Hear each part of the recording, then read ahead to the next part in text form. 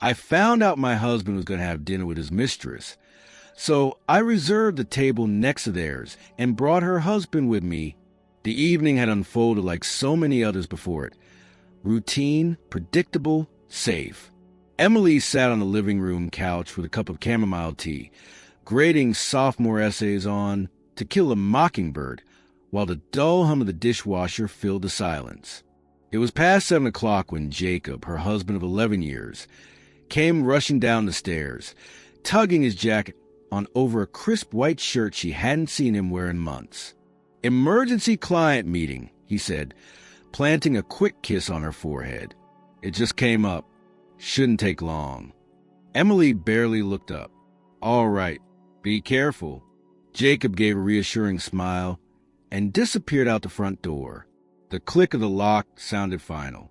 It wasn't until the dishwasher beeped that Emily stood, stretched, and gathered her papers to move to the bedroom. That was when she noticed it. Jacob's phone, sitting face down on the entryway table, the leather case slightly worn around the edges. She picked it up instinctively. At first, it was just to see if he'd need it. She thought maybe she should run it out to him. But he was likely already on the freeway. Then the screen lit up in her hand with a soft buzz. Anderson Roofing. Just confirming for Friday, 7 p.m.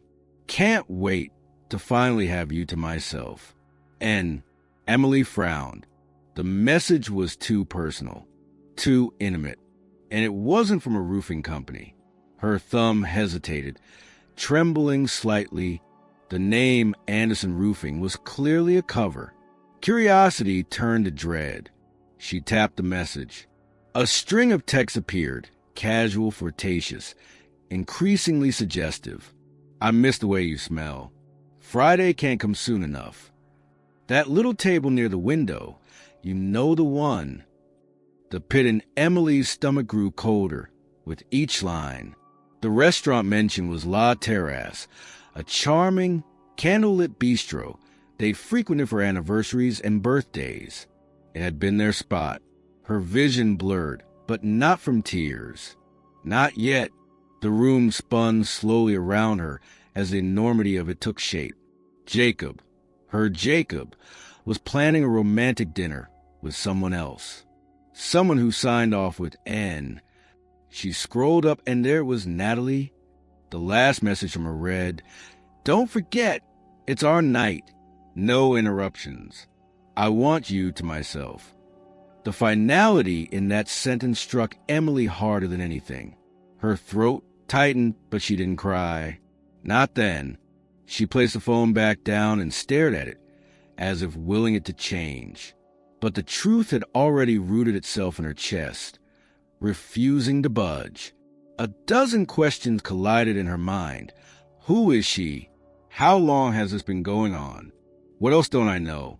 But one thing became clear, cutting through the fog like a sharp wind. She wasn't going to confront him. Not yet. Let him believe she knew nothing. Let him think the illusion held. That night, Emily lay awake in bed long after Jacob returned, kissing her cheek and murmuring something about a client with marriage problems. She nodded silently, facing the other way, watching the shadows dance on the wall. Her heart didn't break all at once. It cracked slowly, methodically, with each breath he took beside her. By morning, she had a plan, not for revenge, but for revelation. She wanted to see it. She needed to witness the lie in all its raw dishonesty. She wanted to look it in the eye. And more than anything, she wanted to see what he looked like when he realized she knew everything. Friday night, she would be there, at La Terrace. But she wouldn't be alone. She would watch him with Natalie, and he wouldn't even know. The next morning, Emily stood by the kitchen window, watching the neighborhood kids ride their bikes along the sidewalk as she slowly sipped her coffee. Her mind wasn't on them, nor on her lesson plans of the day. Every thought was consumed by the messages she'd read, by the betrayal that now hung over her like a storm cloud. She hadn't confronted Jacob, hadn't said a single word to suggest she knew. The mask she wore at breakfast was flawless. smiling at the right moments, nodding absently as he talked about his Friday meeting. He kissed her goodbye again, just like he had the night before. And again, she let him. The moment he was out the door, she moved with precision. She had a name. Natalie, the woman Jacob was meeting. It didn't take long for Emily to find her online. Her instincts were sharp, and years of teaching had made her an expert in researching people. Natalie was on multiple platforms, her photos curated and carefully filtered. There was one image, taken outside a ski lodge, where she posed with a tall, athletic man and 2 children. The caption read, "Weekend in Leavenworth with the fam." The man tagged in the post was Brian C. Halter. A quick search revealed more. Brian was an analyst at a mid-sized investment firm downtown. Married, 2 children, lives less than 10 minutes away, in a neighborhood Emily had driven through countless times. She stared at his smiling face on a company profile, the same man from the photo. The irony tightened her throat. He probably had no idea what his wife was doing either. Her hand hovered over the phone. She had his name, the firm he worked for. With a deep breath, she called the main office and asked for him, pretending to be a parent from the local school. She was transferred. A male voice answered. Brian Halter. There was a pause as she gathered the courage to speak. "Hi, this is going to sound strange, and I'm really sorry to call you like this, but I believe your wife is having an affair with my husband." Silence. "I can prove it," she continued quickly, before he could hang up. "I have screenshots. I know where they're meeting. I'm not asking you to do anything. I just thought you deserved to know." He exhaled slowly. "Who is this?" "My name is Emily Reed. My husband is Jacob Reed. They're meeting at La Terrace this Friday night at 7. I know it sounds crazy, but..." "I know the restaurant," he said, his voice tight. "You said you have proof?" "I do, and I don't want a scene.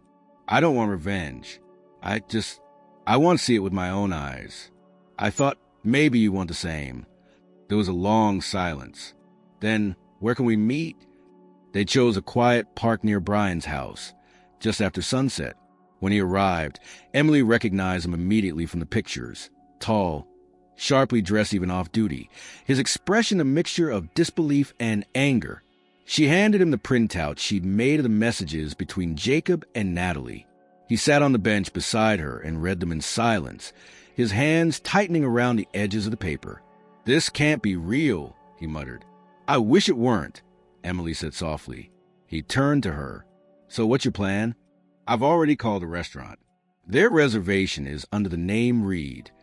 I added another reservation, table 17, right next to theirs.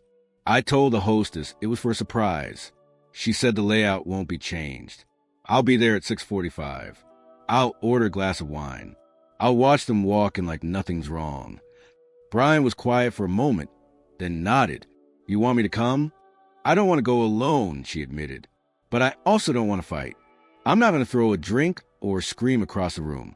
I want to see who they are when they think we're not watching. I want to understand what they're willing to risk everything for." He folded the papers carefully and stood. "Okay," he said. "Let's do it." On Friday, Emily wore a deep burgundy dress she hadn't touched in years. The kind of dress that made her feel composed, confident, not vengeful, but aware. She met Brian outside the restaurant 10 minutes before the reservation. He wore a navy blazer, his jaw tense but steady. They walked in together, told the hostess their name, and were led to the table beside the window, table 17. The lighting inside La Terrace was low, elegant, with flickering candles and soft instrumental music floating through the air. The clink of silverware and polite laughter filled the space. The hostess leaned in discreetly. Table 16 should be arriving shortly. They sat, both staring at the empty seats beside them. The silence between them was heavy, but not awkward. They didn't need to speak much. They were allies in something unspeakable. The wine arrived. Emily's hands trembled slightly as she lifted the glass to her lips. Then the door opened. Jacob and Natalie entered the restaurant together, laughing at something. He held the door for her, his hand lingering on her back. Natalie wore a fitted emerald dress. Her blonde hair curled softly at the ends. Emily's heart pounded, but her face remained still. She watched Jacob pull out Natalie's chair, watched him lean in as they spoke, as if he hadn't just left his wife of over a decade back at home. Brian barely blinked. "He's good," he murmured. "Looks like he's done this before." "They both do," Emily replied, the bitterness just beneath the surface. They ordered light appetizers they didn't touch. Their conversation is shielded of casual phrases about the wine list, about how they first met their spouses, how strange it was to be on the other side of betrayal. "I thought I knew her," Brian said, finally looking over at Natalie with narrowed eyes. "I honestly thought we were happy. Not perfect, but happy." Emily nodded. "I know. Me too." Neither of them made a move to interrupt. There would be no scene. Not yet. But just as Brian was sipping from his glass again, he froze. "What is it?" Emily asked. "She just said something," he said slowly, "about Jacob, that he mentioned something about Denver." Emily turned sharply. "Denver?" Brian nodded, his eyes still locked on the couple. She said, "When you move to Denver, I'm coming with you. You promised." A chill swept over Emily. Jacob had never mentioned Denver. Not once. Something about that sentence shifted everything. This wasn't just an affair. This was a plan, a future, and it wasn't one that included her. Emily didn't blink. Her eyes were fixed on the woman sitting barely 3 feet away, her voice like a whisper floating between clinking wine glasses and murmurs of other conversations. "When you move to Denver, I'm coming with you. You promised." The words swirled around her like smoke, thick and impossible to ignore. She didn't look at Brian, though she felt a sudden stillness in him, the way his posture shifted from tense to alert. Something fundamental had just changed in the nature of what they were witnessing. She leaned slightly closer to the edge of her seat, not to get a better view, but to focus. Natalie had taken Jacob's hand across the table now, her fingers interlaced with his in a gesture that was no longer flirtation. It was investment. They weren't hiding. They weren't just playing with fire. They were building something behind the backs of 2 people who had trusted them. Brian's voice was low, almost inaudible. "Did you know about Denver?" Emily shook her head once, eyes still forward. "Never mentioned it. Not even as a joke." "She's not lying. I know that tone. That wasn't a test or some fantasy." She expected him to go. They watched in silence for a moment as the server arrived with their entrees. Jacob chuckled at something, gesturing animatedly with his fork, as Natalie sipped her wine with theatrical elegance. Emily felt the wine in her own glass sour in her throat. The image before her no longer fit within the frame of an ordinary affair. This was something deeper, calculated, premeditated. "They're leaving," Brian said flatly. "They're not just cheating. They're planning to leave." "Together," Emily added.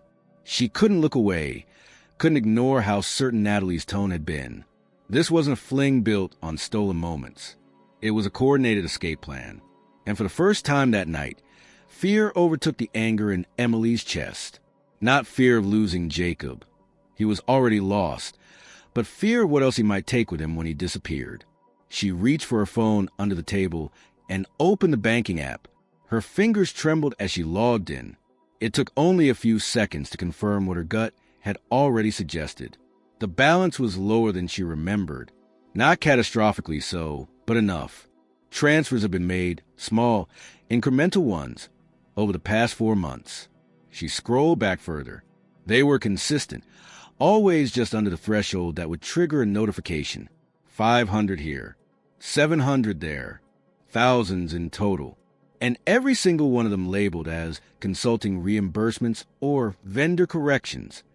Jacob had found a way to siphon money without raising suspicion.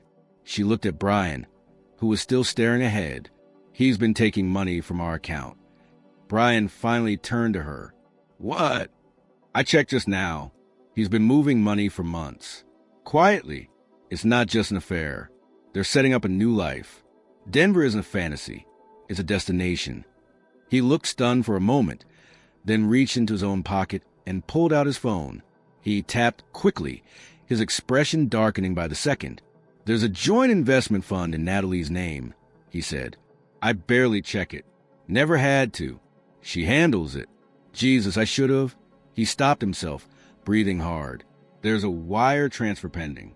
Tomorrow morning. $25,000. Emily's hands clenched in her lap. The betrayal wasn't just emotional anymore. It was financial, tactical. This wasn't an accident. It was a heist. As the night wore on, the couple beside them became more comfortable, unaware they were being watched.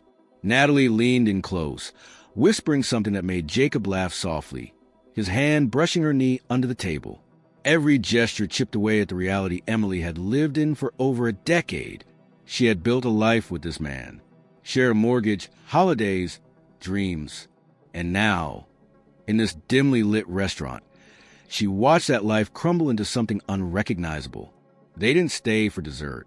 Emily and Brian signaled the waiter for the check, leaving just minutes before the lovers. Neither of them wanted to risk the confrontation. Not yet. The parking lot outside was nearly empty, the night air cool and sharp. They walked side by side toward their cars, each step heavy with new knowledge. Brian stopped by his driver's side door and turned to her. "We need to move fast." Emily nodded. "I'm going to call my lawyer in the morning. And my bank." "Same. I've got a contact who handles asset protection. If they're planning to leave, they're going to try and liquidate fast. We have to block them before they do." She looked at him, suddenly struck by the surrealism of it all. This stranger who, 2 days ago, had no presence in her life, now standing beside her like a wartime ally. There was no romantic undercurrent, no spark in the way fiction might suggest. Just shared devastation and a shared mission. "I'm sorry," she said. "For what?" "That we met like this." Brian exhaled, a bitter half-laugh escaping. Better to know the truth than live in a lie. She watched him drive away before climbing into her own car, the engine humming beneath her fingers. The betrayal still pulsed in her chest, but beneath it, something else had started to take root, a sense of resolve. This wasn't going to end in a dramatic confrontation inside a restaurant. It was going to end in courtrooms, in account freezes, in asset divisions. Jacob might have thought he was 2 steps ahead. But Emily wasn't the same woman she had been 3 days ago. She was awake now, and she wasn't going to let him slip away quietly into the night with someone else, least of all with what she had helped him build. The night hadn't just exposed a secret. It had redrawn the battlefield. Emily's first call the next morning was to her bank. She didn't explain much, just that she suspected unauthorized transactions and needed every detail of the past 6 months reviewed. The representative, polite but clearly curious, promised to compile a full transaction report within 24 hours. Emily hung up and stared at the wall for a long time, the line between her old life and this new, fragmented version of it now painfully clear. There would be no return to before. That much was certain. By noon, she had spoken to a lawyer recommended by a colleague from school. She laid out everything: Jacob's affair, the suspicious transfers, the messages, the dinner. The attorney listened quietly, asking only clarifying questions. When Emily finished, she felt oddly empty, like she had just narrated someone else's story. The attorney leaned back and folded her hands. "Infidelity can complicate things emotionally," she said. "But financially, what we're looking at is potential marital fraud. If he's been redirecting funds for a life with someone else, especially without your knowledge or consent, we need to act before those assets are moved out of reach." "Can I freeze the accounts?" Emily asked. "Yes, and you should. Today, I'll file for an emergency injunction and start the divorce paperwork. But if there are shared properties or investments, we'll need full transparency from both sides. That's going to be a battle." Emily nodded, her mind already racing through practicalities. What to say, what to withhold, how to protect what was hers. There was no room for grief right now. That would come later in private, when the adrenaline wore off and the consequences had settled. Meanwhile, Brian had acted just as swiftly. He called that afternoon to give her an update. "She's been using a second credit card," he said. "One I didn't even know existed. The account was opened last year, in her name only, but tied to our address. She's made charges in Denver, Hotel bookings, Uber rides, dinner tabs. I'm meeting with my own lawyer tonight. We're freezing everything, even the kids' college fund. I'm not taking chances. They were going to run, Emily said, almost to herself. They were going to disappear, and they didn't even think we'd notice. They didn't think we were worth telling, Brian replied. That's what gets me. That night, Emily sat alone in the living room, her hands wrapped around a lukewarm cup of tea she'd forgotten to drink. She thought about the time Jacob had mentioned needing a mental reset after a stressful quarter, how he'd gone to a retreat in Oregon for 3 days. He had come back calm, almost lighthearted. Now she wondered if that trip had even happened at all. Had he been with Natalie? Had he laughed with her the way he used to laugh with Emily? The more she thought, the more memories unraveled. Dinners rescheduled, work trips that required absolute focus, late-night calls in the car. There had always been signs, subtle, explainable, but consistent. It wasn't just a lie told once. It was a life lived in parallel. And now, that second life was bleeding into hers. The full transaction report from the bank arrived the next day. Emily printed it out and highlighted each questionable withdrawal. Over $9,000 had been quietly moved from their accounts into what appeared to be personal expenses, often categorized ambiguously. Travel reimbursements, project advances, consulting payments. Most of the dates aligned perfectly with texts from Natalie. Dinners, hotel stays, plane tickets. He had funded their affair with money from the life he shared with Emily. She brought the report to her lawyer, who reviewed it with practiced eyes. This strengthens your case, she said, not just for divorce, but for financial misconduct. We'll file an affidavit and request full financial disclosure. If he's trying to move assets, he'll have to explain every dollar. Emily's breath caught in her chest. What if he lies? He will, the lawyer said plainly. They usually do, but the paper trail won't. Later that afternoon, while organizing a cabinet in the study, more from nerves and necessity, Emily found a folder tucked behind some old tax documents. It was a printed itinerary, a trip to Denver, hotel reservations under Jacob's name. The dates matched a weekend he claimed to have spent at a leadership retreat. The lies weren't just digital anymore. They were sitting in her hands. That night, she met with Brian in the same park where they had first spoken. This time, they didn't bother with formalities. She handed him a copy of the report and the hotel confirmation. He took her there, she said, and paid for it with our money. Brian didn't look surprised, just tired. I got the asset freeze approved. My lawyer's filing for temporary custody. She doesn't know yet, but she'll find out soon. Jacob doesn't know either, Emily said, but I have no intention of letting him take another cent. They sat in silence for a long time, the sun sinking low behind the trees. Emily felt the weight of everything pressing down, of 11 years dismantled in the span of a few days, of trust turned to strategy. But beneath that heaviness was something steadier. Not peace, exactly. Not yet, but a clarity she hadn't known she needed. I always thought I'd fall apart if this happened, she said. If he ever cheated, I thought it would break me, but it didn't. Brian nodded slowly. It doesn't break you. It shifts you. You stop seeing things as they were and start seeing them as they are. She didn't reply. She didn't have to. In the distance, the park lights flickered on, one by one. They had both been living in shadows. But now, the lights were coming on.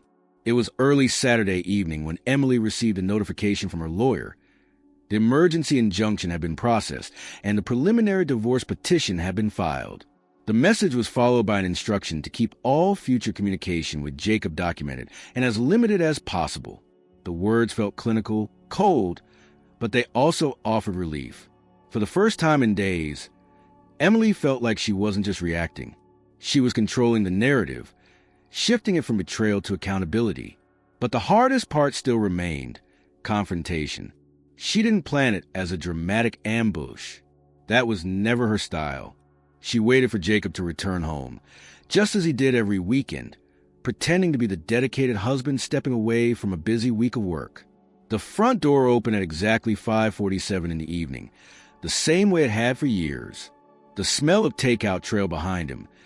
pad thai from the same restaurant he always picked when he didn't want to cook.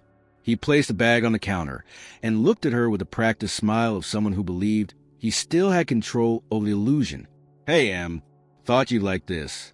Your favorite." Emily didn't move from where she stood in the dining room, her arms crossed, her phone on the table next to a stack of manila folders. Jacob's smile faltered just slightly. Something in her expression, or perhaps the quiet, deliberate stillness of the room, alerted him that this was not an ordinary evening. "We need to talk," she said. He blinked, then nodded, slowly lowering himself into the chair across from her. "Okay, what's going on?" Emily didn't waste time. She slid the folders toward him. Printouts of bank transactions, credit card statements, the hotel itinerary to Denver, the screenshots of his messages with Natalie. She had organized them methodically, chronologically, leaving no gaps. Every lie had a corresponding piece of evidence. Jacob's eyes scanned the first few pages, and then he stopped, sitting back in his chair like someone had punched the wind out of him. Emily, I can explain." "No, Jacob, you really can't." He opened his mouth to speak, but she cut him off, her voice steady. "I know about Denver. I know about the money. I know about Natalie. I know everything." He swallowed hard, color draining from his face. "It wasn't supposed to be like this. I didn't mean to take my money, to disappear with her." Her tone was sharp now, laced with something colder than anger. "You were going to leave me without saying a word. You were going to erase 11 years like they were a placeholder." Jacob leaned forward, his voice pleading. "It started off stupid. I didn't think it would get serious. But then Natalie, she kept pushing for more, and I was already in too deep. I didn't know how to stop." "Don't blame her," Emily said flatly. "This was your choice. Every transfer, every lie, every dinner. Yours." He hesitated. "I never wanted to hurt you. You didn't hesitate when you did." Silence filled the room, thick and tense. Jacob's gaze dropped to the table, his fingers nervously tapping the edge of the folder. "What happens now?" "I've already filed," she said. "The accounts are frozen. The lawyer has everything. We'll go through mediation unless you try to fight it, and I will fight back if I have to." He looked genuinely stunned, as if he hadn't believed she would actually take action. For so long, he had leaned on her kindness, her patience, her silence. But now he was beginning to understand that those qualities weren't signs of weakness. They were reservoirs she had chosen to close. As he sat speechless, Emily stood. "You can stay in the guest room until Monday.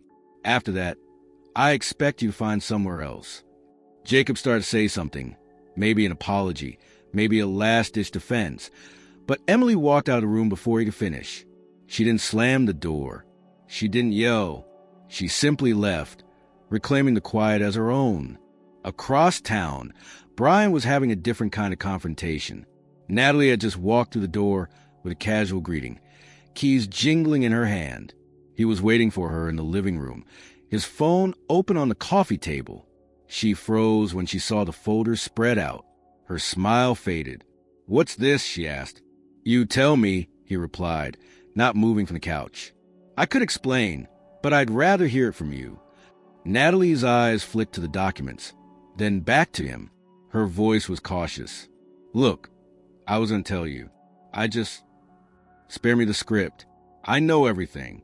Denver, Jacob, the transfers, the lies." Her jaw tightened. "It's not that simple."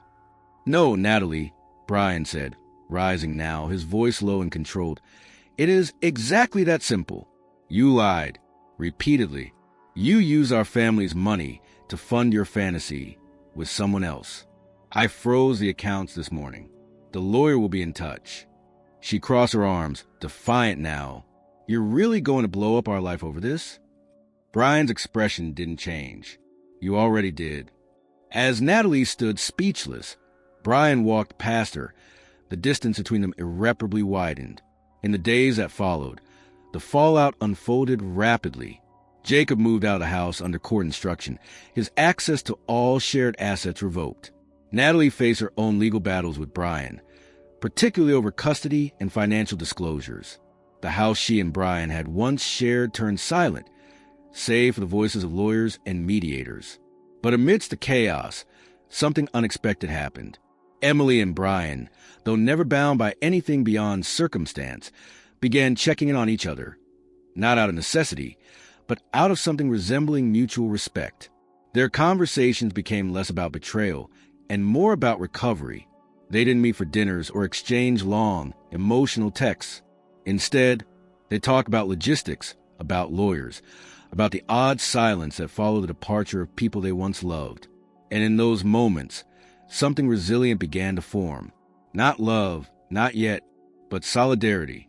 Two people who had been blindsided by the same explosion, now walking carefully through the ruins together. One afternoon, Emily stood in her backyard, watching the sun set over the pine trees lining the fence. She was alone but not lonely. The worst had already happened, and she had survived it. She wasn't bitter. She wasn't broken. She was rebuilding. And this time, it would be on her own terms.